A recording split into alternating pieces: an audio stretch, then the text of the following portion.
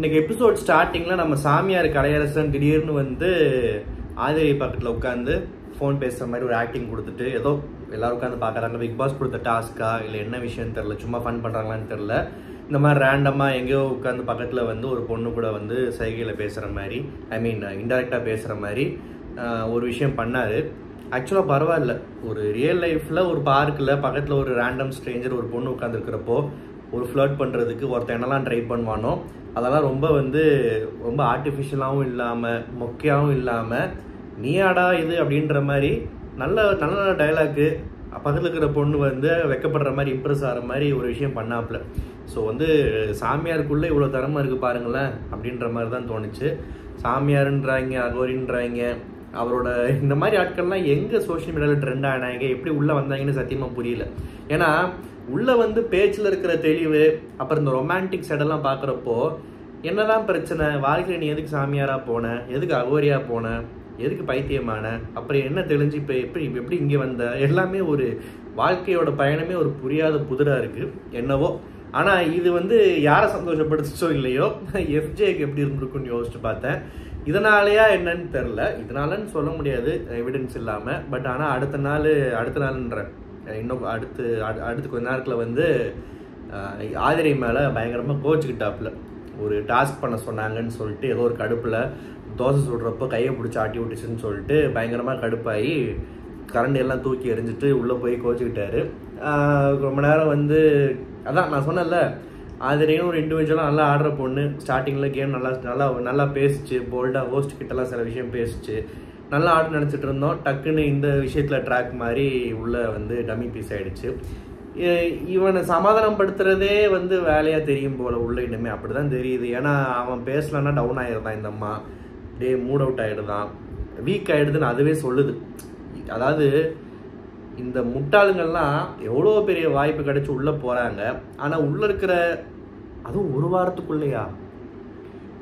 வாரத்துக்குள்ள இன்னொரு contestant opposite sex பார்த்துட்டு அட்ராக்ட் ஆகி மென்டலி ஃபிசிக்கலி அவங்களோட ஆக்டிவிட்டீஸ் வச்சு இவங்க வந்து என்ன சொல்கிறது, அவங்களோட நடத்தையை வச்சு அவங்களோட ஆக்டிவிட்டீஸ் வச்சு அவங்க எப்படி இவங்களை ஹேண்டில் பண்ணுறாங்கிறத வச்சு இவங்களோட கேம் ஸ்பாயில் ஆகுமா, டவுன் ஆவாங்களா, டிஸ்டர்ப் ஆவாங்களா, அவன் என்னமோ பேசலான்னா அவன் தான் வாழ்க்கைன்ற மாதிரி.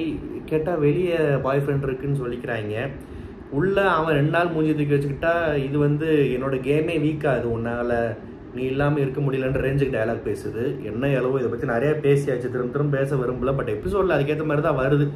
ஸோ என்னென்னா அவங்ககிட்ட போய் கெஞ்சி கூத்தாடி கை காலில் விழுந்துக்கிட்டு கெஞ்சிக்கிட்டு இருக்கு, இந்த மாதிரி ஏன் பேச மாட்டேங்கிற அப்படின்னு சொல்லிட்டு. கடைசியில் சண்டை, எனக்கு ஒரு கட்டிப்பிடி வைத்தியம் கொடுத்தா எல்லாம் சரியாருன்னு சொல்லிட்டு 2 பேரும் கட்டி பிடிச்சிக்கிட்டாங்க. கட் பண்ணிட்டு அடுத்த சீன் போயிட்டாங்க.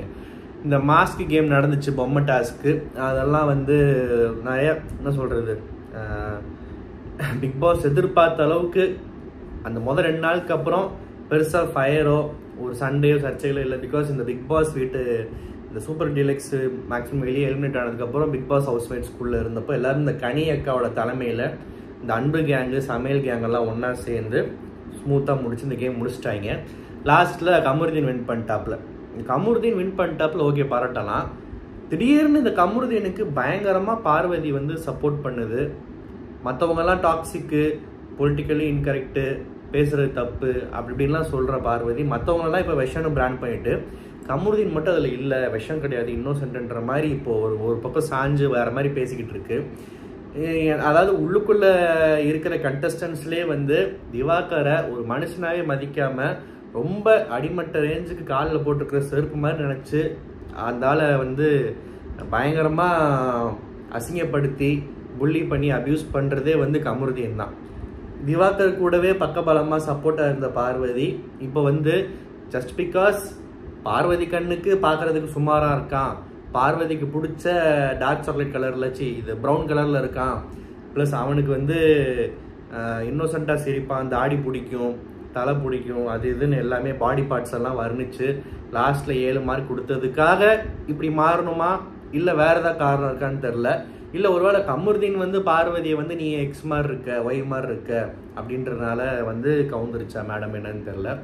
என்னவோ பார்வதிக்கு கமருதீன் மேலே ஒரு சாஃப்ட் கார்னர். இதுக்கு மேலே கமருதீன் பெருசாக தப்பு பண்ணாலுமே வந்து எப்படி ரியாக்ட் பண்ண போகுது, பிளைண்டாக சப்போர்ட் பண்ணுமா, இல்லை பார்வதிக்கே உண்டான அந்த மதுரக்காரி திமிரு, அந்த போல்ட்னஸ்ஸு, ப்ளஸ் நான் வந்து யார் தப்புனாலும் தட்டி கேட்பேன் அப்படின்ற அந்த இமேஜ் இருக்குல்ல, அதை வந்து அப்படியே கமருதீன் மேலேயும் வந்து பார்ஷியாலிட்டி இல்லாமல் காட்ட போதா என்னன்றதை பொறுத்து தான் பார்க்கணும். பட் இந்த பார்வதி கமருதீன் ஒற்றுமை, கமருதீனுக்கு பார்வதி திடீர்னு சப்போர்ட் பண்ணுறது, அது என்னமோ சிங்கால ஏன் பார்வதி அப்படின்ற மாதிரி தான் தோணுது.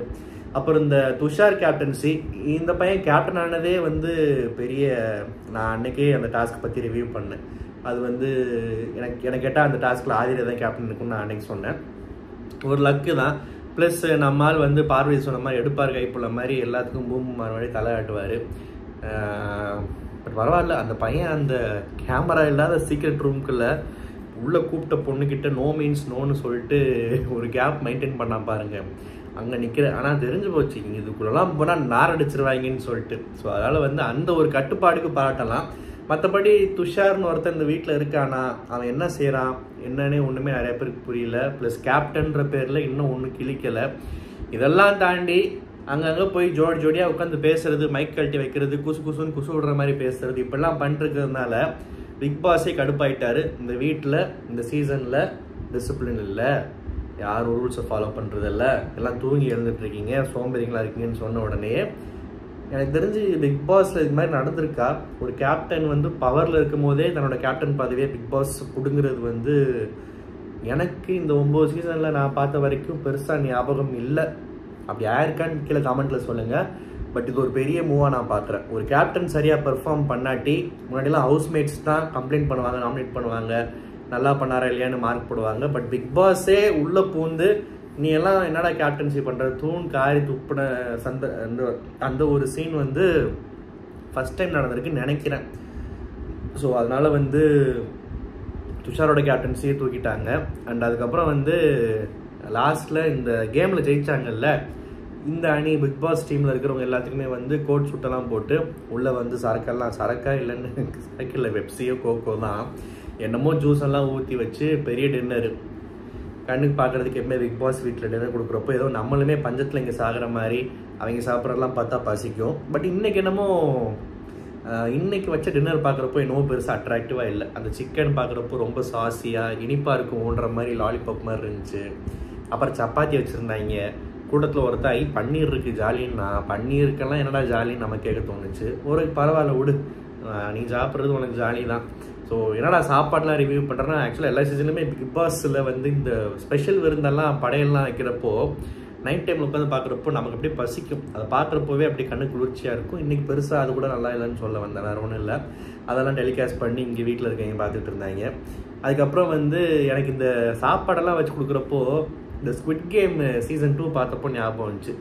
அடுத்த ரவுண்டு 2 ரவுண்டுக்கு முன்னாடி கொலை பண்ணவன் அடுத்த ரவுண்டில் கொலை பண்ணி சாவடிக்க போகிறதுக்கு முன்னாடி என்ன பண்ணுவாங்க, எல்லாரையும் கோட் சூட்டெல்லாம் கொடுத்து பயங்கரமாக டைலாம் போட்டு ட்ரெஸ் எல்லாம் கொடுத்து கிராண்டாக ஒரு பெரிய டின்னர் லஞ்ச் மாதிரி ப்ரொவைட் பண்ணுவாங்க. சாப்பிடும் போனே நாளைக்கு நீ செட்டுன்ற மாதிரி.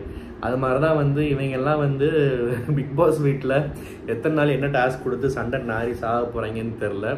சீக்கிரமே இந்த சீசனில் வந்து சாப்பாடுலாம் கொடுக்குறத பார்த்தா காமெடியாக இருக்குது. சரி ஓகே, இன்றைக்கி ஆக்சுவலாக ஒரு மொக்க எபிசோடு தான். இந்த மொக்க எபிசோடு ரிவ்யூ பண்ணி தான் ஆகணும். அதில் வந்து சுவாரஸ்யம் என்ன இருக்குன்னு ரொம்ப கஷ்டப்பட்டு தேடி கண்டுபிடிச்சி பார்த்தா ஒரு ஹைலைட்டாக என்ன சொல்லலான்னா, இந்த ஒன்றுமே இல்லைங்க, அவ்வளோதான்.